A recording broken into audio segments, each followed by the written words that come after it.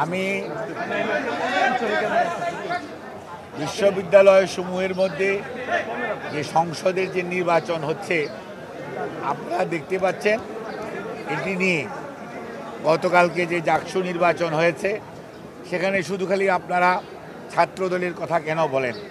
সেখানে বিভিন্ন প্যানেল, স্বতন্ত্র প্রার্থী, ইভেন শিক্ষকরা পর্যন্ত নির্বাচন থেকে অনেকেই সরে দাঁড়িয়েছেন।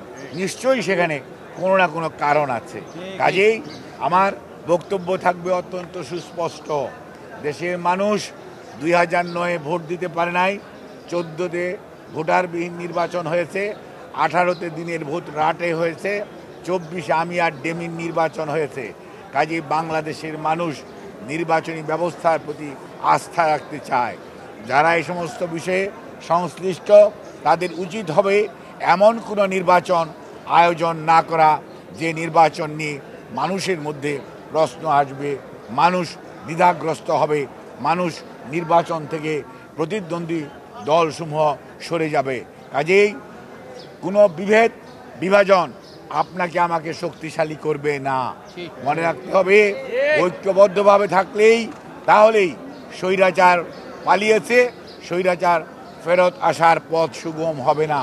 কিন্তু কেউ যদি স্বৈরাচারকে পুনর্বাসিত করতে চান তাহলে এই ধরনের প্রহসনমূলক ব্যবস্থার আয়োজন করবেন, যেটি সত্যিকার অর্থে শেষ বিচারে ভালো বলে পরিগণিত হবে না।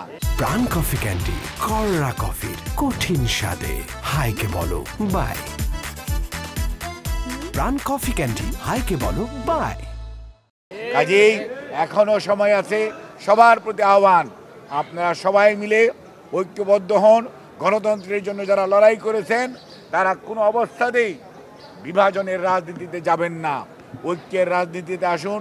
জনগণের মনের ভাষা বুঝতে চেষ্টা করুন, জনগণের উপর দায়িত্ব দিন। আর যারা এই সকল প্রক্রিয়ার সাথে সম্পৃক্ত তাদেরকে বলবো, বামেও যাবেন না, ডানেও যাবেন না, মধ্যবর্তী অবস্থা অবলম্বন করুন এবং ভোটারদের সাথে, জনগণের সাথে, পরিবেশের সাথে খাপ খাইয়ে চলুন। কোনো দিকে হেলে পড়ার দরকার নেই। আপনি আপনার নিরপেক্ষতা দিয়েই প্রমাণ করবেন এবং আগামী দিনের ভবিষ্যৎ স্বীকৃতি দিবে আপনার অবস্থান কী ছিল। আমরা আর এই ধরনের কেউ নির্বাচন থেকে সরে দাঁড়াবে, সেই নির্বাচনের সাথে সম্পৃক্ত কর্মকর্তারা, শিক্ষকরা সরে দাঁড়াবে। আর নির্বাচনী প্রক্রিয়ার মধ্যে যে ধরনের ডাকসুতেও দেখলাম একজন সাংবাদিক অত্যন্ত দায়িত্ব পালনরত অবস্থায় শহীদ হয়েছে, গতকালকে দেখলাম ভোট গণনার সময় একজন শিক্ষক ইন্তেকাল করেছে। আমরা কোনো অবস্থাতেই এই ধরনের পরিস্থিতি যেটি অ্যাভয়েডেবল, অর্থাৎ আমার শারীরিক সুস্থতা কতটুকু আছে বা নাই, এগুলো কিন্তু সত্যিকার অর্থে অবশ্যই দেখার দরকার। এবং এ ব্যাপারেও আমি বলবো ভবিষ্যতেও খেয়াল রাখা দরকার, কারণ আমরা এই ধরনের মর্মান্তিক দৃশ্য আমরা চাই না। আপনাদের সবাইকে ধন্যবাদ।